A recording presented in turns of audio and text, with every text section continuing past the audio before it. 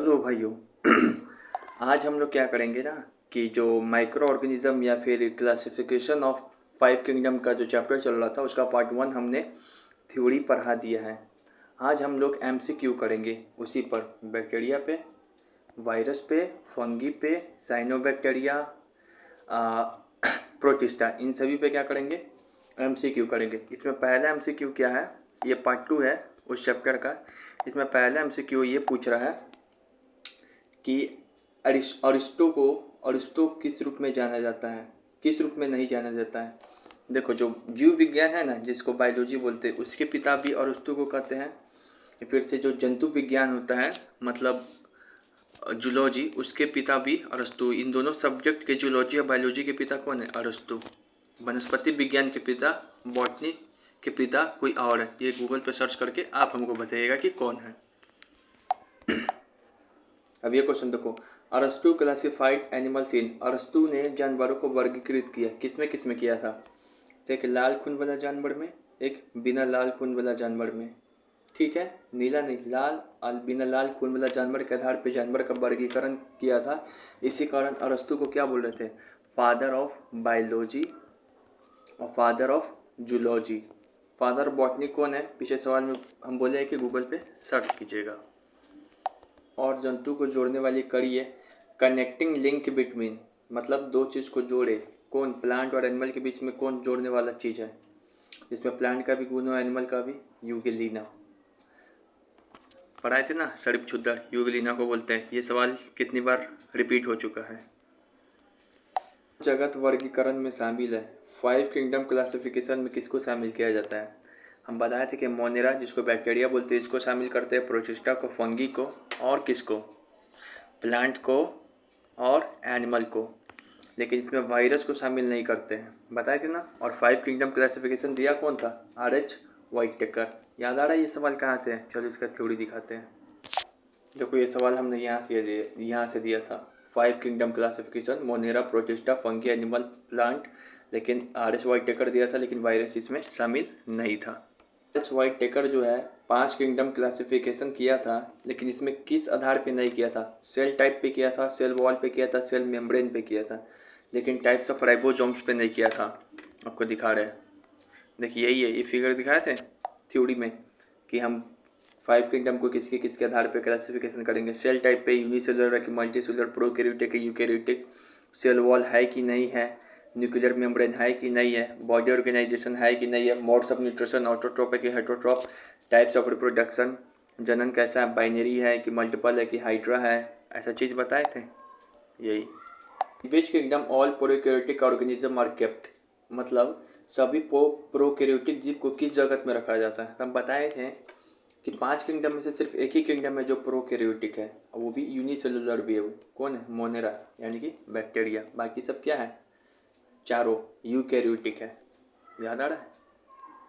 All unicellular organism are kept in, एक कोशिकीय जीव, मतलब यूनिसेलुलर ऑर्गेनिज्म कौन कौन है? तो हम बताए थे कि मोनेरा और प्रोटिस्टा ये दोनों यूनिसेलुलर है। बस फ़र्क कितना है कि मोनेरा यूनिसेलुलर है लेकिन ये प्रोकैरियोटिक है, और प्रोटिस्टा यूनिसेलुलर है लेकिन ये यूकैरियोटिक है। और ठीक है, मेम्ब्रेन नहीं है तब मोनेरा के पास। बैक्टीरिया का जाके स्ट्रक्चर देखिए आप, जहाँ मैंने बताया है वहाँ पर बताया था कि बैक्टीरिया के पास ट्रू न्यूक्लियस नहीं है, इसका उसके पास न्यूक्लियर मेम्ब्रेन नहीं होगा। बैक्टीरिया के पास क्या है? न्यूक्लियोड है, जिसमें डीएनए है। ठीक है, इसका ये होगा। बाकी सबके पास क्या है? न्यूक्लियर मेम्ब्रेन है। किसके पास सेल वॉल नहीं पाया जाता है? सेल वॉल का एक चार्ट बताए थे, तो हम बोले थे बैक्टीरिया के पास पाया जाता है, वायरस के पास भी पाया जाता है, वायरस के पास भी पाया जाता है, सॉरी वायरस के पास नहीं पाया जाता है, फंगी के पास भी पाया जाता है, प्लांट के पास भी पाया जाता है। प्लांट का सेल वॉल सेलुलोज से बना है। एनिमल पता थे किसके किसके पास नहीं पाया जाता है सेल वॉल? तो एनिमल उसके बाद क्या बताए थे? मानव, मैन, और उसके बाद वायरस। तो क्या आंसर होगा? मोनेरा, यानी जो बैक्टीरिया है, ये नहीं, मोनेरा नहीं, सॉरी, ये होगा एनिमल। एनिमल आंसर होगा। क्या होगा इसका? एनिमल। कहाँ से थ्योरी थ्योरी दिखा दें, चलो दिखाते हैं। ये वाला थ्योरी है सेल वॉल वाला, किसके पास पाया जाता नहीं है, किसके सेल वॉल में क्या है, ये चीज़ है। वायरस एनिमल मानव में सेल वॉल नहीं पाया जाता है। बताइए most abundant organism on the earth, मतलब ऐसा क्वेश्चन है कि पूरे दुनिया में अर्थ पे सबसे ज़्यादा कौन सा ऑर्गेनिज्म यानी जीव पाया जाएगा, तो क्या आंसर होगा, बैक्टीरिया। याद रखेंगे पूरे दुनिया में सबसे ज़्यादा अर्थ पे क्या पाया जाता है, बैक्टीरिया। ठीक है। All bacteria come under the kingdom, सभी बैक्टीरिया किस जगत में आते हैं, तो आंसर होगा पता है ना किस में, प्रोटिस्टा नहीं, मोनेरा। मोनेरा को ही क्या बोलते हैं, बैक्टीरिया। फिर एक ये सवाल पूछता है अत्यंत कथित वास में पाए जाने वाले बैक्टीरिया, मतलब एकदम ख़राब टेम्परेचर, एकदम बहुत गर्मी है, एकदम रहने लायक इंसान के लिए जगह नहीं, वहाँ पर कौन सा बैक्टीरिया पाया जाएगा, तो वहाँ पे जो सबसे ख़राब जगह में बैक्टीरिया पाया जाता है, एकदम हार्ड जगह में, उसका नाम है आर्किया बैक्टीरिया। ये सबसे पुराना बैक्टीरिया भी है। ये बैक्टीरिया ऐसा है कि दुनिया में कहीं पर भी क्या कर लेगा, बताओ क्या कर लेगा, रह लेगा। माइकोप्लाज्मा के बारे में बताए ना, ये ऐसा बैक्टीरिया है जिसमें वायरस और बैक्टीरिया दोनों का गुण है। ये अपना आकार क्या कर लेता है, चेंज कर लेता है, कि उसके पास सेल वॉल नहीं पाया जाता है। ब्लू ग्रीन एल्गी किस बैक्टीरिया का नाम है, बताएं जल्दी, पढ़ाएं हमने। साइनोबैक्टीरिया को कहते हैं ब्लू ग्रीन एल्गी। साइनोबैक्टीरिया का एग्जाम्पल क्या है, नॉस्टेक और एनाबीना। ये दोनों क्या करता है, नाइट्रोजन स्थितीकरण, जिसको बोलते हैं नाइट्रोजन फिक्सेशन।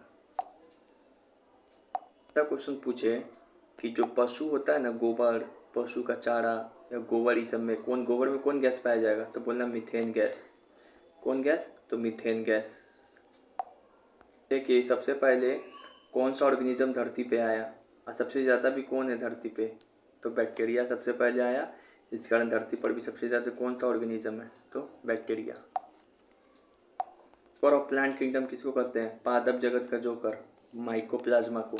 पढ़ाए थे ना इसके बारे में, क्यों, क्योंकि अपना इसके पास सेल वॉल नहीं है, तो अपना शेप क्या कर लेता है, चेंज।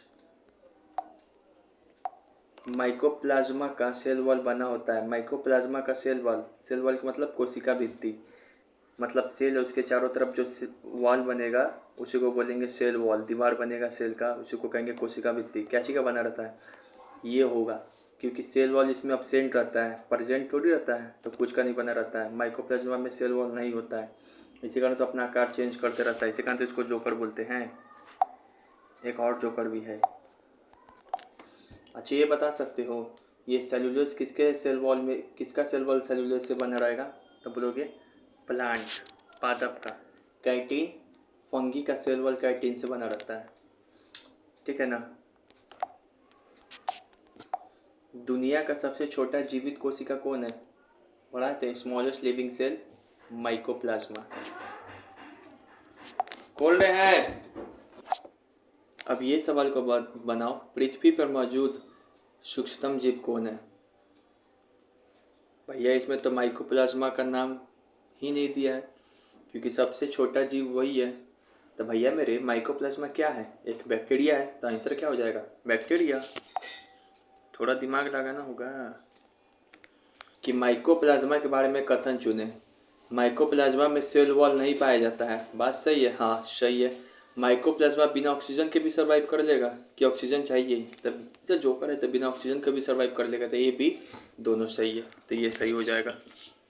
कि माइकोप्लाज्मा के बारे में सही कथन चुने, तो ये अपना आकृति को बदल देता है, they can change their shape, हाँ अपना शेप चेंज कर सकता है, क्योंकि इसमें सेल वॉल नहीं पाया जाता है, दीवार सेल का नहीं पाया जाता है, इसका अपना आकार चेंज कर लेगा। इसको पीपीएलओ भी कहते हैं, किसको, माइकोप्लाज्मा को, याद रखेंगे। ये प्राणियों और पादपों के लिए रोगजनक है, हाँ बताए थे ना कि पादप में और प्राणी में, एनिमल में क्या फैलाता है, रोग फैलाता है। ये फिर लिखा है कि बिना ऑक्सीजन के जीवित नहीं रह सकता है, भाई ये तो जोकर है, बिना ऑक्सीजन के भी जीवित रह जाएगा। और ये दुनिया का क्या बताए थे इसका, और दुनिया का सबसे छोटा लिविंग ऑर्गेनिज्म है। देखिए माइकोप्लाज्मा पे कितना सारा क्वेश्चन है, देखो माइकोप्लाज्मा के बारे में पढ़ाए थे, यहीं से ये सारा सवाल पूछा है। इसी कारण बोले थे माइकोप्लाज्मा को डिटेल में पढ़ो, सारा चीज़ लिखा हुआ है, सारा चीज़ क्वेश्चन प्रैक्टिस करा दिए, खुद से पढ़िए। अब ये साइनोबैक्टीरिया के बारे में हम सवाल देंगे। ये साइनोबैक्टीरिया इतना पूरा पढ़ा है ना, इसी को थ्योरी से हम सवाल देखो क्या क्या है। ब्लू ग्रीन एल्गी किसको बोलते हैं? साइनोबैक्टीरिया को। कितनी बार हम याद करा चुके हैं, नील हरित शैवाल साइनोबैक्टीरिया को कहते हैं। यानी कि ये ब्लू ग्रीन एल्गी क्या है? एक बैक्टीरिया है और बहुत ही इंपॉर्टेंट, इसके ऊपर बहुत सवाल है, अभी कराएंगे। All of cyanobacteria are made up of, क्या चीज का बना रहता है? ये तो हमको भी नहीं पता है, देखना होगा। देखते हैं क्या है। आर्कीबैक्टीरिया की जो होती है, और सिर्फ साइनोबैक्टीरिया ही नहीं, ज्यादातर बैक्टीरिया के अंदर। देखो ये क्या है कि साइनोबैक्टीरिया में कलर पिगमेंट पाया जाता है। ये पानी में देखते हो काई लग जाता है, ये साइनोबैक्टीरिया यही है, शैवाल यही है, नील हरित शैवाल। ये क्लोरोफिल, जिस साइनोबैक्टीरिया में ग्रीन कलर का क्लोरोफिल पाया जाएगा वो पानी को ग्रीन कर देगा। जिस साइनोबैक्टीरिया में फाइकोसाइनिन नाम का एक चीज़ पाया जाएगा वो पानी को ब्लू कर देगा। जिस साइनोबैक्टीरिया में फाइकोइरिथ्रिन नाम का एक चीज़ पाया जाएगा वो पानी को लाल कर देगा। यही है साइनोबैक्टीरिया, जिसको नील हरित शैवाल बोलते हैं। क्लोरोफिल पाएगा तो पानी को हरा कर देगा। फाइकोसाइनिन शब्द को पकड़ते रहे, फाइकोसाइनिन तो ब्लू कर देगा। फाइकोइरिथ्रिन रहेगा तो अगर साइनोबैक्टीरिया पाया जा रहा है तो पानी का कलर लाल कर देगा। निम्न में से कौन प्रकाश संश्लेषी है? संश्लेषी स्वपोषी मतलब कौन सा फोटोसिंथेसिस, प्रकाश संश्लेषण करके अपना खाना खुद बनाएगा। ऑटोट्रॉप का मतलब तो वही है, स्वपोषी, जो अपना खाना खुद बनाए। कौन है? क्या सारे बैक्टीरिया ऐसा है? नहीं, हम बताए थे ना मोड्स ऑफ न्यूट्रिशन में, पोषण के आधार पर बैक्टीरिया एक हेटरोट्रॉप होता है, एक ऑटोट्रॉप। तो ऑटोट्रॉप में किसका किसका नाम आ रहा था? साइनोबैक्टीरिया का आ रहा था, तो बोलोगे हाँ साइनोबैक्टीरिया का आ रहा था, यही होगा। नील हरित शैवाल को नीला रंग देता है, मतलब साइनोबैक्टीरिया को, ब्लू ग्रीन एल्गी को ब्लू कलर कौन देगा? तो फाइकोसाइनिन। फाइकोइरिथ्रिन लाल कलर कर दे रहा था पानी को, फाइकोसाइनिन ब्लू कलर कर रहा था, क्लोरोफिल हरा कलर कर रहा था। इसका आंसर क्या होगा? फाइकोसाइनिन। फाइकोसाइनिन। ये डायरेक्ट याद कर लेंगे ये क्वेश्चन।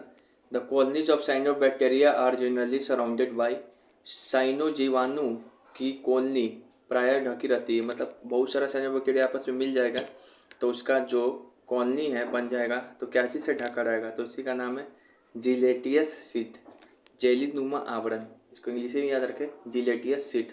इस शब्द को बार बार देखोगे, अपने से बनाओगे तो क्लियर हो जाएगी।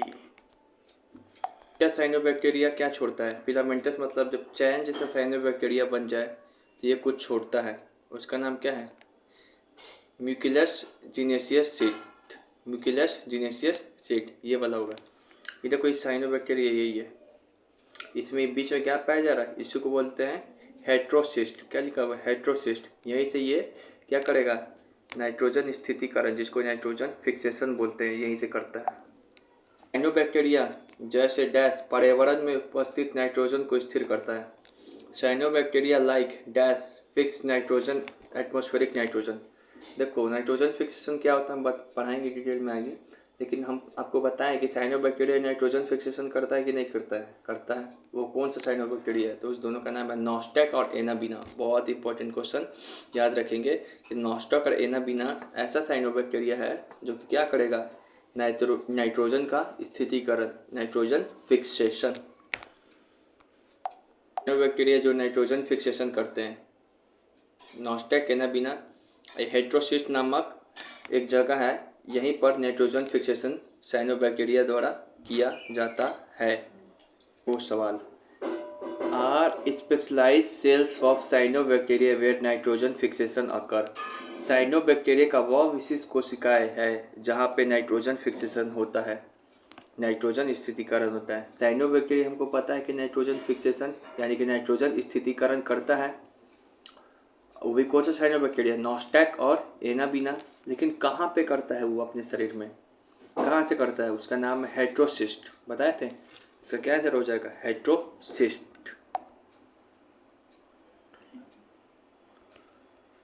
बैक्टीरिया के बारे में, जो साइनोबैक्टीरिया होता है क्या वो हेटरोट्रॉप्स होता है? नहीं, ऑटोट्रॉप्स होता है। ये अपना खाना खुद बनाएगा, बताए थे ना। साइनोबैक्टीरिया भी ऑटोट्रॉप्स है और यूगिलिना भी ऑटोट्रॉप्स है। यूगिलिना तो ऑटोट्रॉप्स हेटरोट्रॉप दोनों। यूगिलिना शरीफ शुद्ध है, इनका अपना खाना भी बनाएगा खुद, दूसरा खा लेगा। लेकिन साइनोबैक्टीरिया तो शरीफ आदमी था, ये अपना खाना खुद बनाता था। इसे काई नजर आता है, इसी को बोलते हैं नील हरित शैवाल, यानी साइनोबैक्टीरिया यही है। ठीक है, यहाँ पर क्या लिखा हुआ है? प्रकृति में पहले ऐसे जीव है जो प्रकाश संश्लेषण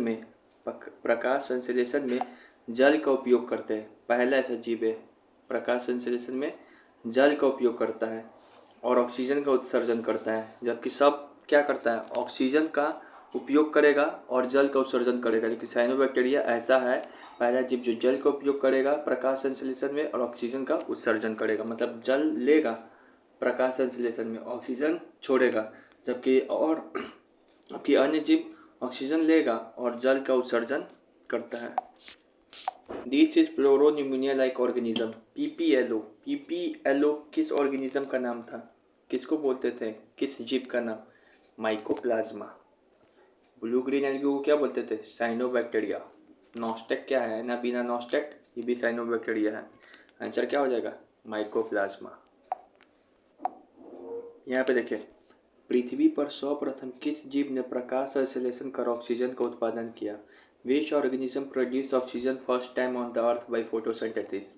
बताए थे ना, प्रकाश संश्लेषण जिसको बोलते हैं फोटोसिंथेसिस, इसका उपयोग करके ऑक्सीजन को कौन उत्सर्जन किया था? साइनोबैक्टीरिया। ये पहला सा जीव है जो लेगा तो वाटर यानी हाइड्रोजन और छोड़ेगा oxygen.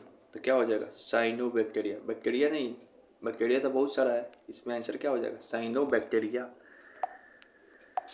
Use as a source of hydrogen. Cyanobacteria dash hydrogen के स्रोत के रूप में किसका उपयोग करता है? तो पता है कि हाइड्रोजन के लिए वो पानी का यूज करता है और ऑक्सीजन छोड़ता है। तो क्या हो जाएगा? वाटर, जल। जल का फॉर्मूला क्या होता है? H2O। यहाँ से हाइड्रोजन ले लेगा और बाद में ऑक्सीजन छोड़ देगा। यहाँ पे बोल रहा है कि साइनोबैक्टीरिया में क्या नहीं रहता है? साइनो एब्सेंट है, मतलब साइनोबैक्टीरिया में क्या नहीं मिलता है? राइबोसोम मिलता है, सेल वॉल मिलता है, फ्लैजला नहीं मिलता है। फ्लैजला मतलब ऐसे शिकार करने वाला बैक्टीरिया में मिलता है, लेकिन साइनोबैक्टीरिया में नहीं मिलता है। डीएनए है, वो तो सारा बैक्टीरिया के पास है। The red colour of red sea is due to cyanobacteria named. लाल सागर का लाल रंग नामक साइनोबैक्टीरिया के कारण होता है। बताएंगे ना, अगर साइनोबैक्टीरिया में इरिथ्रोसिन मिल जाए तो वो पानी का कलर कैसा कर देगा? लाल। तो इसका आंसर क्या होगा? इरिथ्रोसिन या इरिथ्रोरियम, ऐसे ही नाम मिल जाए ERY करके, ऐसा चीज़ मिल जाए साइनोबैक्टीरिया में तो पानी का कलर कैसा कर देगा? लाल।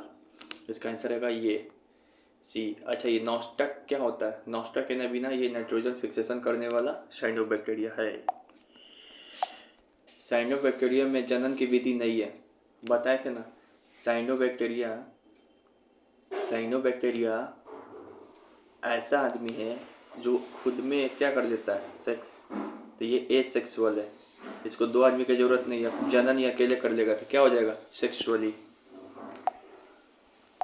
कुछ बैक्टीरिया पे सवाल सॉल्व करेंगे। देखो ये बैक्टीरिया पढ़ाए थे ना स्ट्रक्चर, इसी पे सॉल्व करेंगे। Who discovered living cell? जीवित कोशिका की खोज कौन किया? तो लीवेनहुक। सीधे रट जाए, इसमें कुछ सोचना नहीं है, लीवेनहुक। ठीक है, फिर ये क्वेश्चन देखिए, जीवाणु का कृत्रिम संवर्धन सबसे पहले किसने किया? Who did artificial culture of bacteria first time? मतलब बैक्टीरिया को पहली बार अपने से लैब में कौन बनाया था?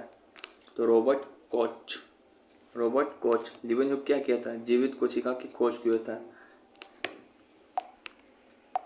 ये अपने तरीके से लैब में आर्टिफिशियल बैक्टीरिया बनाया था। कौन? Robert Koch. बैक्टीरिया और बीमारियों के बीच संबंध किसने स्थापित किया? Who established the relation between bacteria and diseases? कहने का मतलब है कौन पहली बार बताया कि बैक्टीरिया से बीमारी फैलता है, रोग फैलता है? तो वो रॉबर्ट कोच ही बताया था। बैक्टीरिया के ऊपर रॉबर्ट कोच जी बहुत बड़ा काम किए हैं।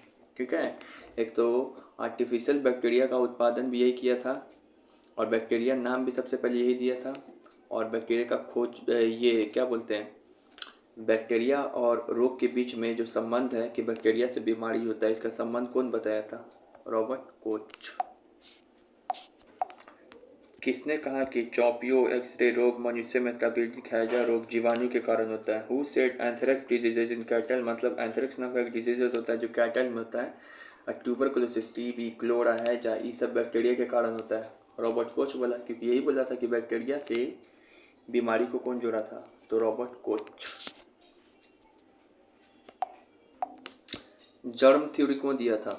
बीमारियों का जर्म सिद्धांत, जर्म होता है ना जर्म, वो कौन दिया था? बताओ।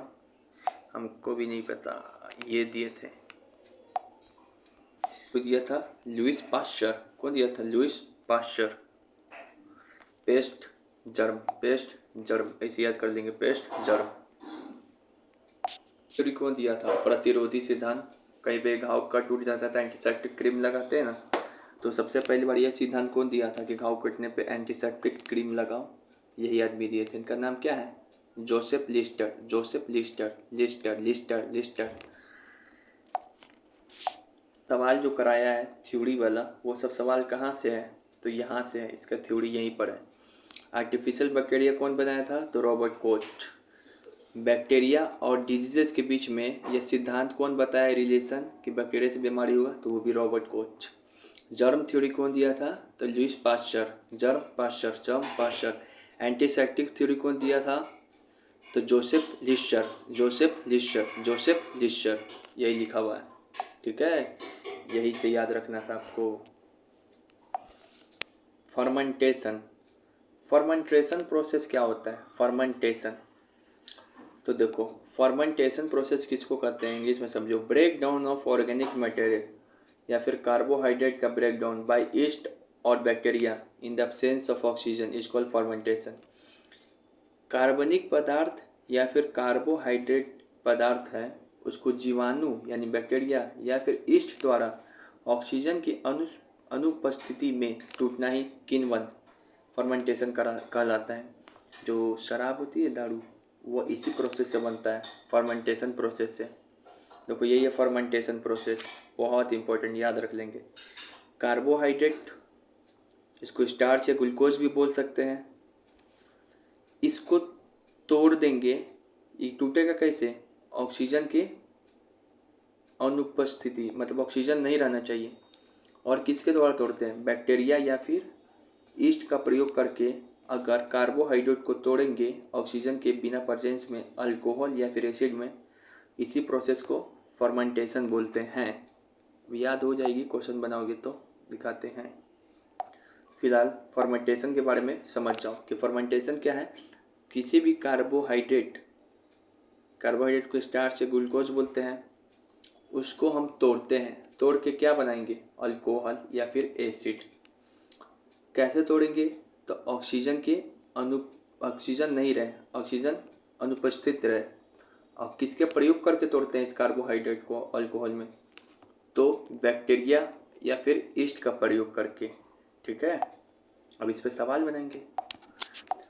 अब आइए हम लोग फर्मेंटेशन पे कुछ सवाल को सॉल्व करेंगे। एक बात याद रखेंगे, अगर 5-6 सवाल को फर्मेंटेशन का बना लेगा ना, तो पूरा फर्मेंटेशन समझ में आ जाएगा। फर्मेंटेशन का हिंदी शब्द है किण्वन। किण्वन का ही मतलब है फर्मेंटेशन। ठीक है, मैं बोल रहा है कि किण्वन एक प्रक्रिया है जिसमें, मतलब फर्मेंटेशन क्या है? कार्बनिक यौगिक धीरे धीरे O2 की उपस्थिति में, पहली बात गलत, O2 की अनुपस्थिति होनी चाहिए।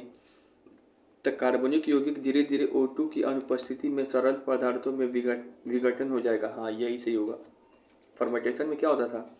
कोई भी कार्बोहाइड्रेट, जिसको कार्बनिक यौगिक भी बोलते हैं, कार्बनिक पदार्थ, वह ऑक्सीजन की अनुपस्थिति में, ऑक्सीजन नहीं रहना चाहिए, अब बैक्टीरिया और ईस्ट का प्रयोग करके किसमें बदलते थे? अल्कोहल या फिर एसिड में। ये अल्कोहल कैसा रहता था? Ethyl alcohol. दूसरा क्वेश्चन देते हैं। किण्वन एक प्रक्रिया है, चुनिए अपने से क्या सही होगा। स्टार्च को शर्करा में रूपांतरण, ये होगा। और चेक करते हैं, प्रोटीन का शर्करा रूपांतरण, नहीं, प्रोटीन नहीं। शराब बनाने के लिए खमीर डालना, हाँ ये सही होगा। बताए थे ना कि किण्वन प्रक्रिया में क्या होता है, फिर से रिवीजन करो। कार्बोहाइड्रेट, जिसको हम लोग क्या बोलते हैं? ग्लूकोज या फिर स्टार्च, और ये ऑक्सीजन की अनुपस्थिति में बैक्टीरिया या फिर ईस्ट का प्रयोग करके क्या बना देते हैं, अल्कोहल यानी शराब और एसिड। तो यही सही होगा। प्रोटीन का शर्करा में रूपांतरण नहीं, ये गलत है। शर्करा का अल्कोहल में नहीं, शर्करा मतलब स्टार्च को शर्करा बोलते हैं, तो शर्करा का किस में रूपांतरण कर रहे हैं, शर्करा का अल्कोहल में, ये भी गलत है। शर्करा का थोड़ी स्टार्च का प्रयोग करते हैं ना, स्टार्च का शर्करा में नहीं। स्टार्च को किस में बदल रहे हैं, देखो स्टार्च को बदल रहे हैं हम लोग शराब में, अल्कोहल में। अगर यहाँ पे शर्करा की जगह स्टार्च लिखा रहता तो ये भी सही हो जाता, लेकिन सही कौन होगा, ये शराब बनाने की प्रक्रिया। यहाँ पे बोल रहा है कि किण्वन प्रक्रिया में यानी फर्मेंटेशन प्रक्रिया में सूक्ष्म जीव का उत्पादन करते हैं जो हानिकारक सूक्ष्म जीवों का विकास को रोकते हैं।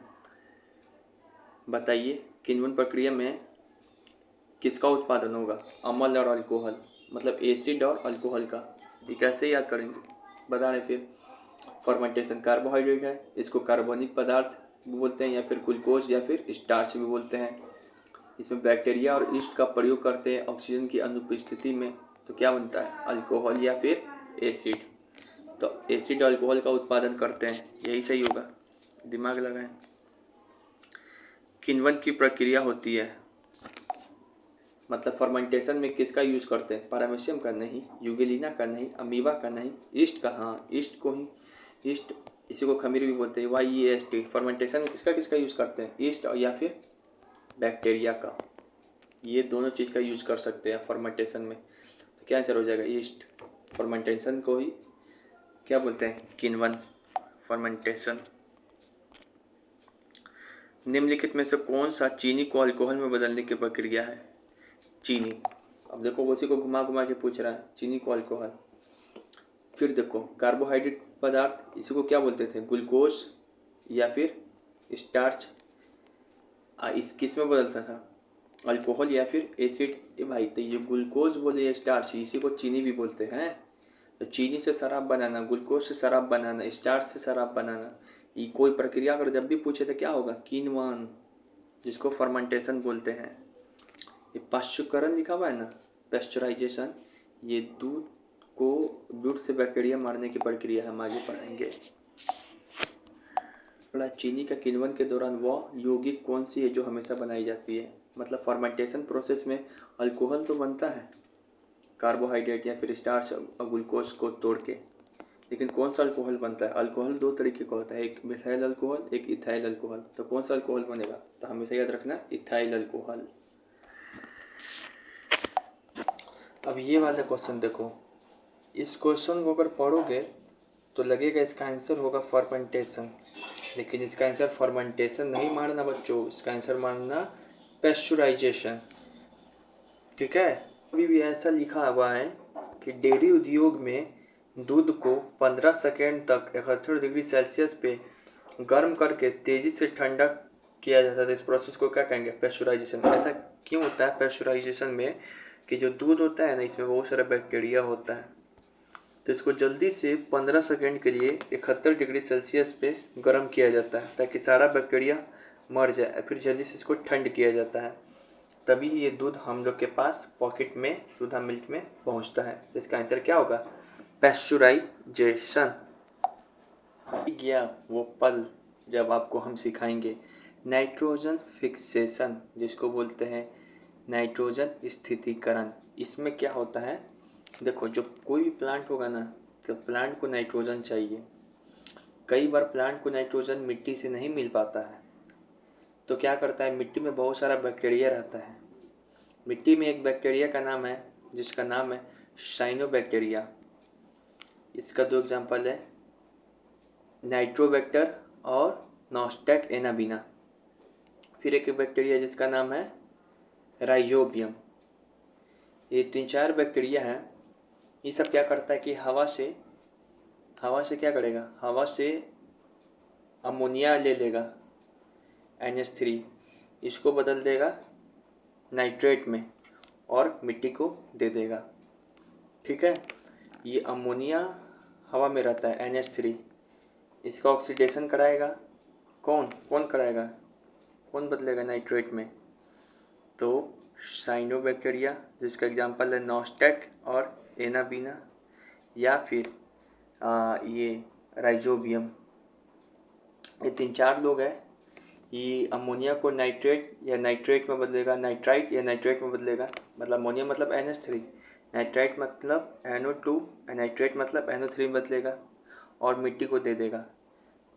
फिर लेकिन कुछ ऐसा बैक्टीरिया होता है जो डीनाइट्रीफाइंग होता है, उसका नाम है स्यूडोमोनास। मतलब वापस से ये मिट्टी वाले नाइट्रोजन को हवा से, जो मिट्टी में तो बदल दिया था ये वाला, लेकिन फिर मिट्टी वाले नाइट्रोजन को वापस हवा में छोड़ देगा। उसी को बोलते हैं डीनाइट्रीफाइंग बैक्टीरिया। तो वापस N2 गैस में आ जाएगा। ये करता है स्यूडोमोनास। यही पूरा प्रोसेस है नाइट्रोजन फिक्सेशन, नाइट्रोजन स्थितीकरण।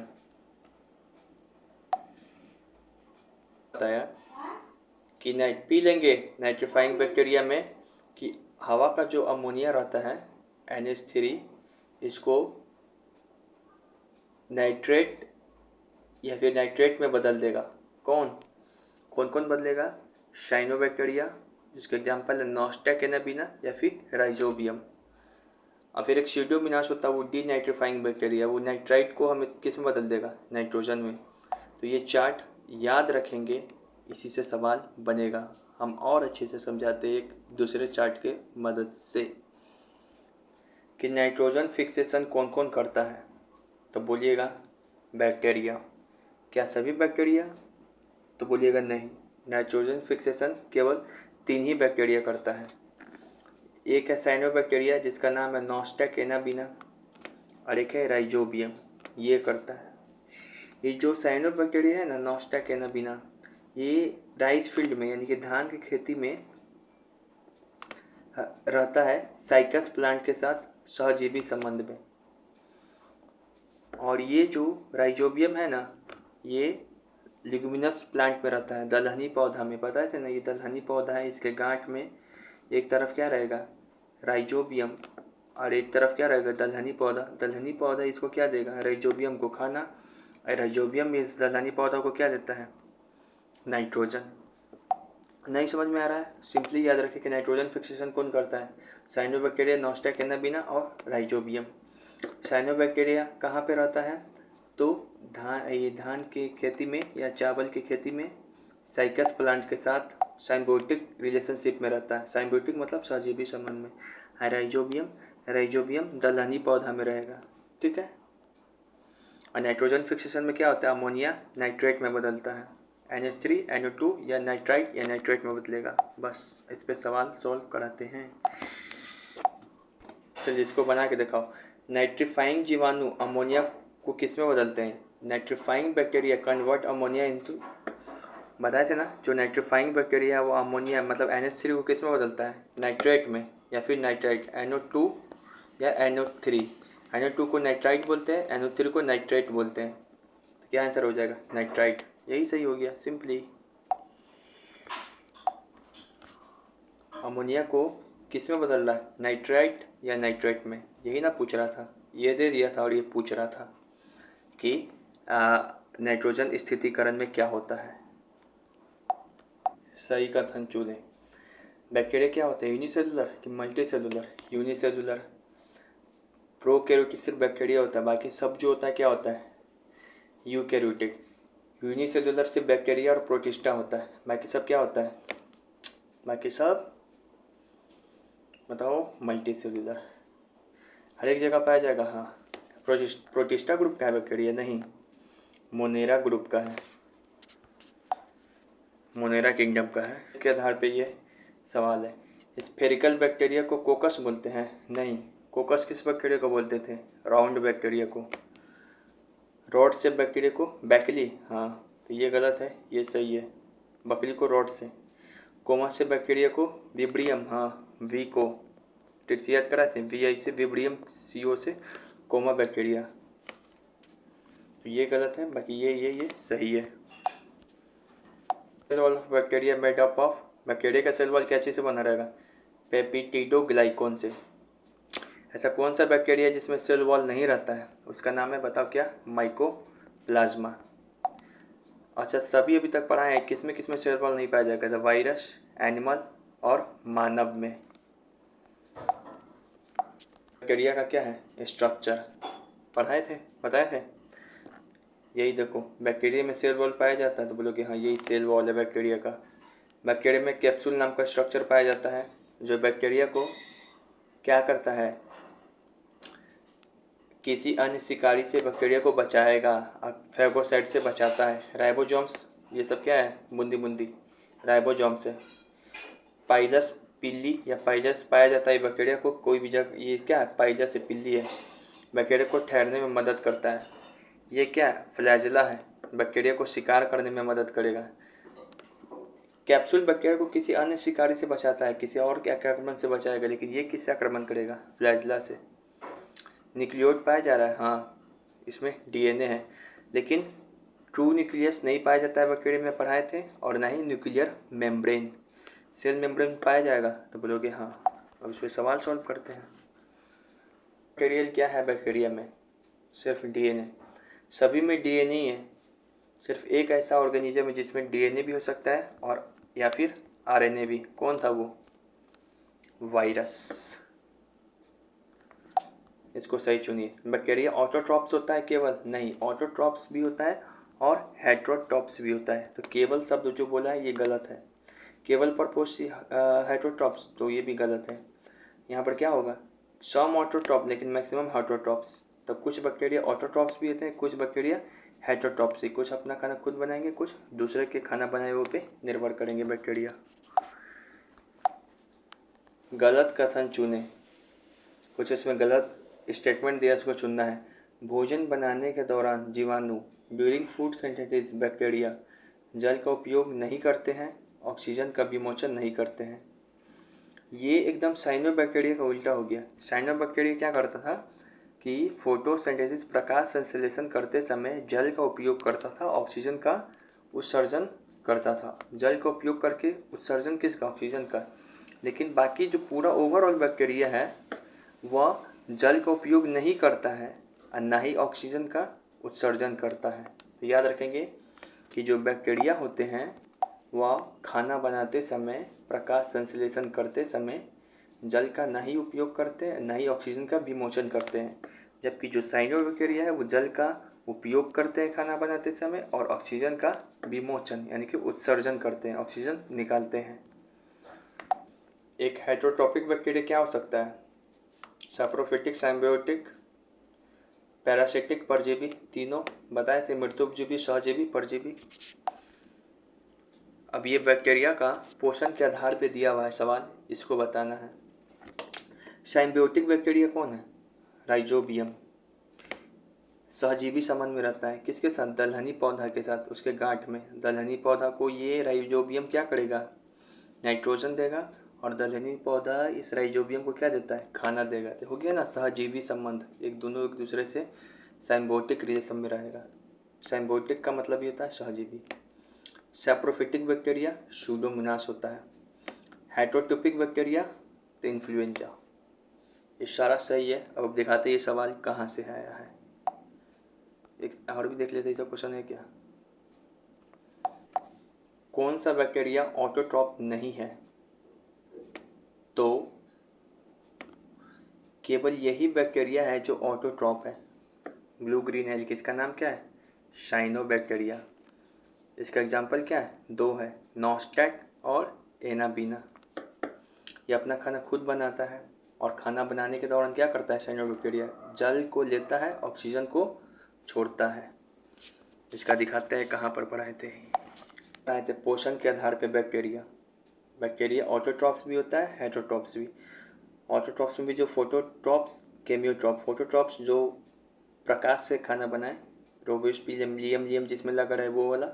केमियोट्रॉप जो केमिकल से खाना बनाए, नाइट्रोसोम, नाइट्रोवेक्टर, हेट्रो। उसके बाद अभी बताए थे कि जो साइनोबैक्टीरिया भी है क्या है, ऑटोट्रॉप्स है। फिर कुछ हाइड्रोट्रॉपिक बैक्टीरिया होता है जिसमें पैरासिटिक भी हो सकता है, सैप्रोफाइट्स भी होता है, साइम्बियोटिक, पैरासिटिक जैसे इक्वाइल, परजीवी। सैप्रोफिटिक जो मरे गले के ऊपर खाना खाएं जैसे लैक्टोबैसिलस जो दही में पाया जाता है। फिर स्यूडोमोनास। साइम्बियोटिक जो सहजीवी संबंध में रहे एक दूसरे के साथ, उस बैक्टीरिया का नाम क्या है, राइजोबियम, दलहनी पौधे में रहता है। यही से तो सवाल है। चार्ट दिया है बैक्टीरिया में रिप्रोडक्शन के बारे में, जनन के बारे में।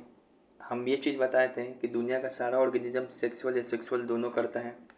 केवल 2 ही ऐसा जानवर है जो एसेक्सुअल रिप्रोडक्शन करता है, अपने आप में रिप्रोडक्शन कर लेगा, जनन कर लेगा। एक है शुद्दर और एक है शरीफ शुद्दर। शुद्दर का नाम किससे फेमस है? बोले शरीफ का नाम किससे फेमस है? शरीफ, एक शरीफ शुद्दर। शरीफ का नाम है साइनोबैक्टीरिया, जिसका एग्जाम्पल है नॉस्टा कैनाबिना। और शरीफ शुद्दर के नाम से कौन फेमस है? यूगेलिना। परफॉर्म नहीं कर सकता है। कौन बैक्टीरिया सेक्सुअल रिप्रोडक्शन नहीं कर सकता है, यानी कि जो एसेक्सुअल करता है सिर्फ, उसका नाम है ब्लू ग्रीन एल्गी, जिसको साइनोबैक्टीरिया बोलेंगे। ये शरीफ आदमी, एक शरीफ शुद्दर कौन है? यूगेलिना। सिर्फ यही दोनों है। जीव समूह तेजी से वृद्धि करता है। कौन सा समूह बहुत तेजी से वृद्धि करेगा, अपने आप का बहुत तेजी से फैलाएगा, रिप्रोड्यूस रैपिडली? जीवाणु, बैक्टीरिया। बैक्टीरिया में रिप्रोडक्शन का एक बार समझ लो। एसेक्सुअल भी करता है बैक्टीरिया रिप्रोडक्शन, जनन। असेक्सुअल भी।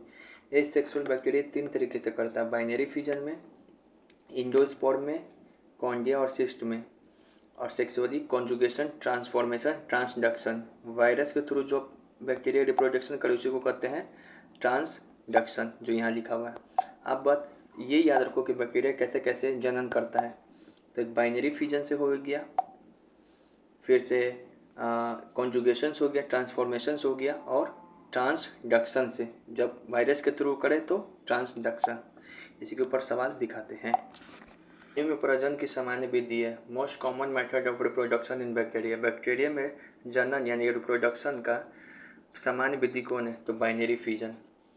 कैसे याद कराए थे? बाइनरी बाबा, ठीक याद आ रहा है? बाबा से, बी से बैक्टीरिया, ए से अमीबा।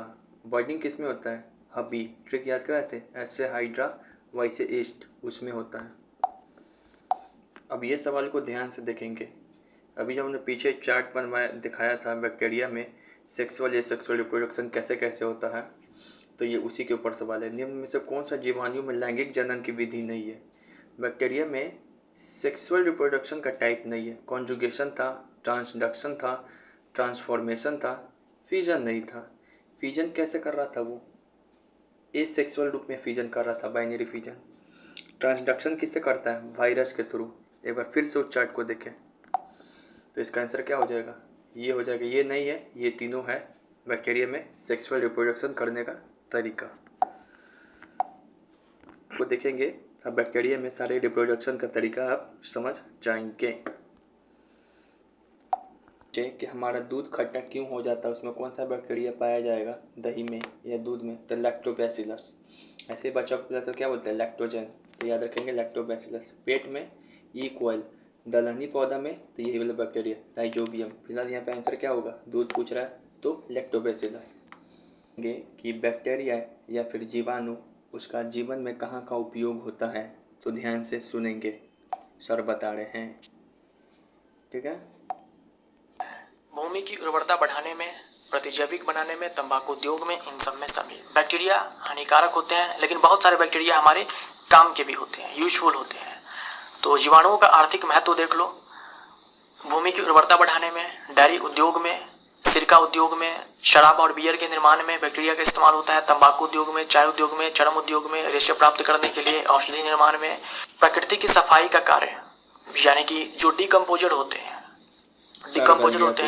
जो जो सड़ रहे हैं, कोई पदार्थ है या फिर कोई जंतु है, जीव जंतु है जो मर गया हुआ है, तो उस पर बैक्टीरिया वो ग्रो करता है, एंजाइम सिक्रेट करता है और धीरे धीरे धीरे धीरे वो जो भी पदार्थ है उसको डिस्ट्रॉय कर देता है, खत्म कर देता है। तो इसीलिए बोलते हैं कि ये प्रकृति की सफाई भी करते हैं। उसके बाद प्रतिजैविक यानी कि एंटीबायोटिक के निर्माण में, उसके बाद जुगाली करने वाले जानवरों में सेलुलोज का पाचन करता है। तो इन सब में बैक्टीरिया काफ़ी यूजफुल होते हैं। राइजोबियम क्या है? ठीक है, राइजोबियम क्या है? ये है सिम्बायोटिक बैक्टीरियम। तो बी हमारा राइट आंसर। दलहनी पौधों के जड़ों में पाए जाते हैं। इनमें से कौन एक एंटीबायोटिक नहीं है? बहुत सारे एंटीबायोटिक होते हैं, जैसे कि स्ट्रेप्टोमाइसिन, टेरामाइसिन, एरिथ्रोमाइसिन, ये सारे एंटीबायोटिक्स हैं। डी हमारा राइट आंसर। है ना कि एंटीबायोटिक निर्माण में किसका यूज होता है? अगर कभी पूछ दे तो क्या बोलिएगा? बैक्टीरिया, ठीक है। अब हम लोग प्रोटिस्टा के ऊपर सवाल देखेंगे। बैक्टीरिया देख लिए, अब प्रोटिस्टा जगत के ऊपर। तो प्रोटिस्टा क्या है? यूनिसेलुलर है, बैक्टीरिया के जैसा ही, और यूकैरियोटिक है। किसके जैसा? बैक्टीरिया के जैसे नहीं, और सभी के जैसा। याद करवाते हैं, सेल वॉल इसमें हो भी सकता है और नहीं भी। अधिकतम प्रोटिस्टा क्या है? जल में होते हैं। इसमें जनन की विधि क्या है? सेक्सुअल या सेक्सुअल दोनों। केवल एक ही प्रोटिस्टा जो एसेक्सुअल करता है उसका नाम क्या है? यूगेलिना। पीछे पढ़ा चुके हैं। पोषण का आधार क्या होता है प्रोटिस्टा का? तो पोषण होता है इसमें हेटरोट्रॉप भी हो सकता है और ऑटोट्रॉप भी, बैक्टीरिया के जैसा। सिलिया फ्लैजेलेटेड इसमें हो भी सकता है और नहीं भी। ऐसा प्रोटिस्टा जिसमें सिलिया भी हो, फ्लैजला भी हो, उसका नाम क्या है? पारामेसियम। इसमें ट्रू न्यूक्लियस होता है और न्यूक्लियर मेम्ब्रेन होता है। ये ट्रू न्यूक्लियस और न्यूक्लियर मेम्ब्रेन बैक्टीरिया में नहीं होगा, लेकिन प्रोटिस्टा में होता है। और क्लोरोफिल हो भी सकता है, नहीं भी। ठीक है, ग्रीन पिगमेंट, जिस कारण ये हो भी सकता है और नहीं भी। क्लोरोफिल का काम क्या है? इसी से प्रकाश संश्लेषण होता है। जिसमें क्लोरोफिल होगा उसी में प्रकाश संश्लेषण होगा, फोटोसिंथेसिस, और अपना खाना बना लेगा खुद। क्वेश्चन क्या करें? सुनते जाएंगे। ठीक है, हमने सारा पढ़ा दिया है। किंगडम प्रोटिस्टा में कौन कौन से इंक्लूड्स हैं? तो यूनिसेलुलर होते हैं लेकिन प्रोकैरियोटिक नहीं होते हैं। यूनिसेलुलर तो होते हैं लेकिन प्रोकैरियोटिक नहीं होते हैं। ये तो हो जाएगा मोनिडा के बारे में। यूनिसेलुलर होते हैं, ठीक है, और यूकैरियोटिक भी होते हैं, तो ये हमारा सही हो जाएगा, बी हमारा राइट आंसर। यूनिसेलुलर होते हैं, ठीक है, और यूकैरियोटिक भी होते हैं, तो ये हमारा सही हो जाएगा, बी हमारा राइट आंसर। मल्टीसेलुलर तो होते ही नहीं है। सभी एक कोश के यूकैरियोटिक जीव डैश जगत के अंतर्गत रखा गया है।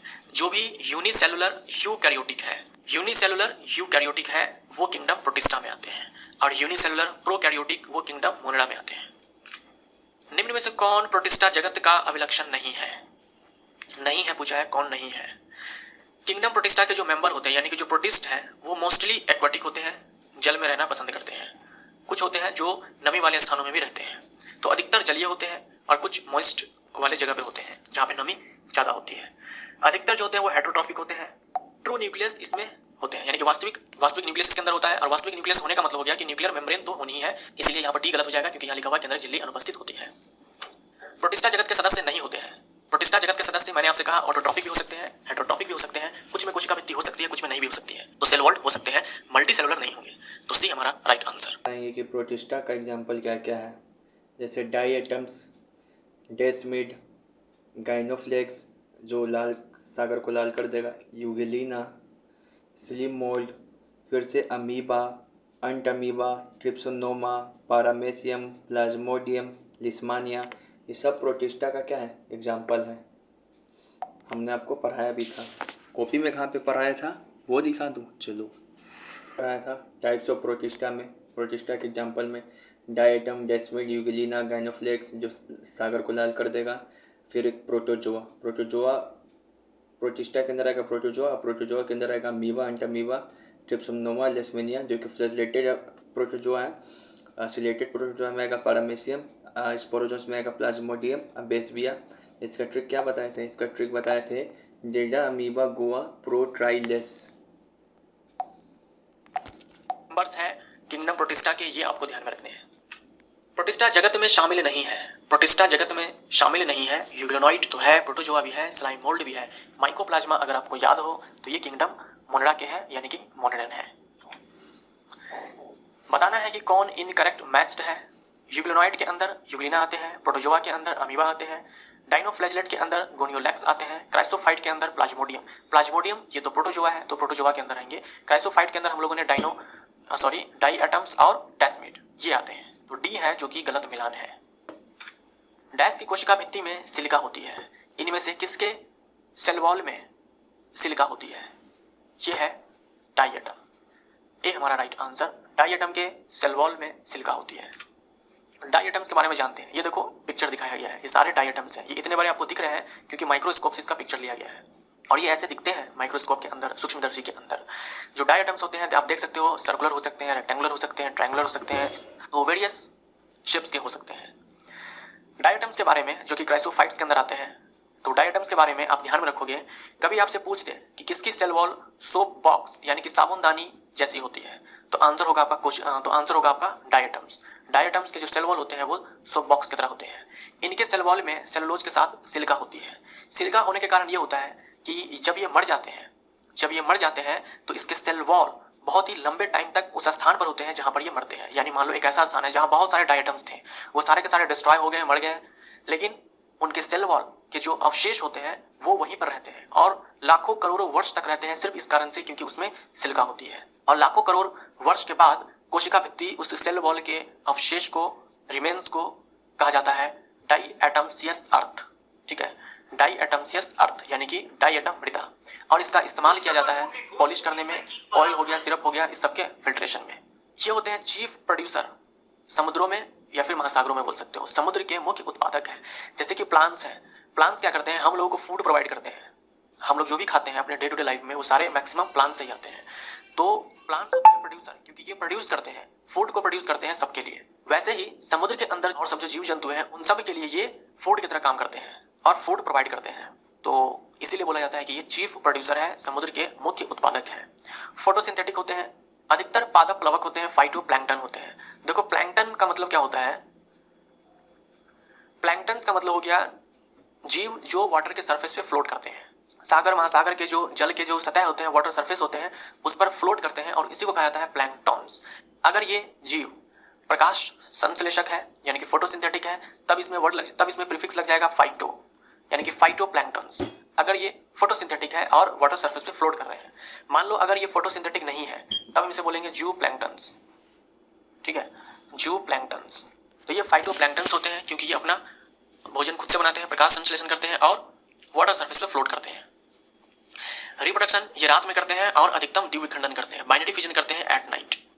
अब देखते हैं डायनोफ्लैजलेट्स के बारे में। डायनोफ्लैजलेट्स ये भी फोटोसिंथेटिक होते हैं। ये येलो हो सकते हैं, ग्रीन हो सकते हैं, ब्राउन हो सकते हैं, ब्लू हो सकते हैं, रेड हो सकते हैं, डिपेंड करता है कि कौन से पिगमेंट उसके सेल में जाता है। जिस कलर का पिगमेंट ज्यादा होगा वैसा वो दिखने वाला है। लाल डायनोफ्लैजलेट का आपको एक एग्जांपल ध्यान में रखना है, गोनियोलैक्स। गोनियोलैक्स जिसके कारण समुद्र का जल लाल रंग का हो जाता है, यानी कि रेड टाइड। आपसे पूछते हैं रेड टाइड का कारण क्या है, तो आंसर होगा गोनियोलैक्स के कारण। ये आप देख सकते हो, ये समुद्र का जल लाल है, ये आप देख सकते हो ब्लड के जैसा दिख रहा है। तो ये सारे के सारे क्या है, गोनियोलैक्स है, यानी कि डायनोफ्लैजलेट्स है। और ये जो गोनियोलैक्स होते हैं ये टॉक्सिन भी बनाते हैं। ठीक है, टॉक्सिन भी बनाते हैं जिसके कारण समुद्र के अंदर रहने वाले जीव जंतु मर भी जाते हैं। समुद्र जल का लाल रंग डैश के कारण होता है, यानी कि रेड टाइड होता है, ये गोनियोलैक्स के कारण। अब देखते हैं यूग्लिनॉइड्स के अंदर यूग्लिना के बारे में। यूग्लिनॉइड्स के अंदर और भी मेंबर आ सकते हैं, और भी जीव आ सकते हैं, लेकिन मेनली हमें यूग्लिना के बारे में जानना है। यूग्लिना के बारे में एक चीज तो आप पहले से जानते हो कि ये पादप और जंतु के बीच की संयोजक कड़ी है। ऐसा इसलिए कहा जाता है क्योंकि इनमें बहुत सारे फीचर्स ऐसे होते हैं जो प्लांट के साथ मिलते हैं और बहुत सारे एनिमल के साथ मिलते हैं। ये ताजे और शांत जल में पाए जाते हैं। इनके अंदर दो फ्लैजला होते हैं, दो कशाभिका होते हैं, एक बड़ा और एक छोटा। ये बड़ा वाला आपको दिख रहा है, छोटा वाला नहीं दिख रहा है, लेकिन दो होते हैं। कोशिका भित्ति नहीं होती है। यूग्लिना के अंदर सेल वॉल नहीं होती है। सेल वॉल तो नहीं होती है, लेकिन सेल वॉल की जगह पर एक प्रोटीन की लेयर होती है जिसे पेलिकल कहते हैं। सेल वॉल नहीं होती है, लेकिन उसकी जगह पर एक प्रोटीन की लेयर होती है जिसे पेलिकल कहते हैं। न्यूट्रिशन की अगर बात करें तो इंपॉर्टेंट है। न्यूट्रिशन की अगर हम बात करें तो अगर सनलाइट है तब ये फोटोसिंथेसिस करते हैं, अगर सनलाइट नहीं है तब ये हेटरोट्रॉफिक हो जाते हैं। ठीक है, तो इस तरह के न्यूट्रिशन को हम लोग मिक्सोट्रॉफिक मोड ऑफ न्यूट्रिशन बोलते हैं। यानी यूग्लिना के अंदर मोड ऑफ न्यूट्रिशन क्या है, तो ये मिक्सोट्रॉफिक होते हैं, यानी कि सनलाइट है तो फोटोसिंथेसिस करेंगे और सनलाइट नहीं है तो ये हेटरोट्रॉफ्स हो जाते हैं। यूग्लिना के अंदर क्लोरोफिल पाए जाते हैं जो हायर प्लांट्स में पाए जाते हैं। जो आप पेड़ पौधे देखते हो अपनी आंखों से, उनमें जो क्लोरोफिल होता है वही वाला क्लोरोफिल यूग्लिना के अंदर भी होता है। और जब सनलाइट नहीं हो तब ये परपोषी हो जाते हैं, हेटरोट्रॉफिक हो जाते हैं। और ये जो पोषण को प्राप्त करते हैं ये ठीक वैसा ही होता है जैसे कि जंतुएं प्राप्त करते हैं। जैसे कि हम लोग हैं, हम लोगों का जो मोड ऑफ न्यूट्रिशन है वो होलोजोइक है। ठीक है, होलोजोइक मोड ऑफ न्यूट्रिशन है, यानी कि हम लोग क्या करते हैं, पहले खाना को लेते हैं, इंजेशन होता है, फिर डाइजेशन होता है, फिर एब्जॉर्प्शन होता है, एसिमिलेशन होता है, तब जाकर के इजेशन होता है। ये सारे ही होते हैं यूग्लिना के अंदर। तो यही सब रीजन है कि यूग्लिना को कहा जाता है कि ये प्लांट और एनिमल के बीच का एक कनेक्टिंग लिंक है। यूग्लिना में उच्च पादपों की तरह क्लोरोफिल पाया जाता है, लेकिन फिर भी यह जंतुओं से मेल खाता है क्योंकि यह जंतुओं की तरह पोषण प्राप्त करता है। और एक इंपॉर्टेंट बात यह है, यूग्लिना ये सेक्सुअल रिप्रोडक्शन नहीं करता। यूग्लिना के अंदर लैंगिक जनन नहीं होता। बाकी इसके अंदर जो भी आप सदस्य देखेंगे सब लैंगिक अलैंगिक दोनों करते हैं। अलैंगिक में आपको ध्यान में रखना है कि ये बाइनरी फिजन करता है, लेकिन लॉन्गिट्यूडिनल। रेलवे में पूछा गया था लॉन्गिट्यूडिनल ट्रांसवर्स बाइनरी फिजन के बारे में। लॉन्गिट्यूडिनल और ट्रांसवर्स के बारे में आप ये जान लो। मान लो कोई जीव है, मैं कोई जीव बनाता हूं यहां पर, मान लो ये कोई जीव है, पेलिकल नामक संरचना पाई जाती है यूग्लिना के अंदर। यूग्लिना में सेल वॉल नहीं होती, इसके जगह पर प्रोटीन की एक लेयर होती है जिसे पेलिकल बोलते हैं। यूग्लिना होते हैं, यूग्लिना फोटोसिंथेटिक होते हैं अगर सनलाइट है तो, हेटरोट्रॉफिक होते हैं अगर सनलाइट नहीं है तो, और ये पादप और जंतु जगत के बीच की संयोजक करी है। तो डी हमारा राइट आंसर हो जाएगा इनमें से सभी। अब है स्लाइम मोल्स के बारे में। स्लाइम मोल्स के बारे में आपको क्या ध्यान में रखना है कि ये फोटोसिंथेटिक नहीं होते हैं। ठीक है, देखो क्या लिखा हुआ है, मेरे पास क्लोरोफिल नहीं है रे बाबा, हम सब तो सेप्रोफिटिक होते हैं। क्लोरोफिल नहीं होते हैं यानी कि फोटोसिंथेटिक नहीं होते हैं, ये होते हैं हेटरोट्रॉफिक। और हेटरोट्रॉफिक में भी आप जानते हो सिम्बायोटिक होते हैं, पैरासिटिक होते हैं, सेप्रोफिटिक होते हैं, ये होते हैं सेप्रोफिटिक। ठीक है, यानी हेटरोट्रॉफिक के अंदर भी ये सेप्रोफिटिक होते हैं, ये आप देख सकते हो, ये स्लाइम मोल्स हैं। इसे कहा जाता है फंगस एनिमल्स। ठीक है, इसे कवक जंतु कहा जाता है। कारण क्या है कि ये ज्यादातर तो कवक के साथ मेल खाते हैं, लेकिन कुछ एनिमल्स के साथ भी ये मेल खाते हैं, इसलिए इसे फंगस एनिमल्स कहा जाता है। ठीक है, कवक और जंतु दोनों से मेल खाते हैं, ज्यादातर ये मेल खाते हैं फंजाई के साथ, कवक के साथ, और ये है प्रोटिस्टा जगत के मेंबर, इसीलिए इसे प्रोटिस्टन फंजाई भी कहा जाता है। अपवंक कवक मोल्स को हम लोग फफूंदी भी बोलते हैं, और एनसीईआरटी में स्लाइम मोल्ड के जगह पर हिंदी में दे रखा है अपवंक कवक, इसलिए मैंने यहाँ पर अपवंक कवक लिखा है। तो अपवंक कवक डैश प्रोटिस्ट है। अपवंक कवक ये सिम्बायोटिक नहीं है, पैरासिटिक नहीं है, ऑटोट्रॉफिक तो है ही नहीं, सेप्रोफिटिक है, यानी कि ये अपना न्यूट्रिशन लेते हैं डेड और डिकेइंग ऑर्गेनिक मैटर से। अब हमारा लास्ट ग्रुप प्रोटिस्टा के अंदर प्रोटोजोन्स। सबसे पहले ध्यान में रखो, जो प्रोटोजोन वर्ड है ये दिया गोल्डफस ने। गोल्डफस ने प्रोटोजोन वर्ड दिया, लिवेनहॉक ने प्रोटोजोआ की डिस्कवरी की। प्रोटोजोआ के स्टडी को हम लोग प्रोटोजोलॉजी कहते हैं, और सारे के सारे प्रोटोजोआ जो होते हैं वो हेटरोट्रॉप्स होते हैं, या तो फ्री लिविंग होते हैं या फिर पैरासिटिक होते हैं, यानी कि इसके अंदर आपको फोटोसिंथेसिस नहीं मिलेगा, फोटोसिंथेटिक नहीं होते हैं ये सारे के सारे होते हैं परपोषी हेटरोट्रॉप्स होते हैं। प्रोटोजोन्स को भी 4 ग्रुप्स के अंदर डालते हैं। पहला है अमीबॉइड।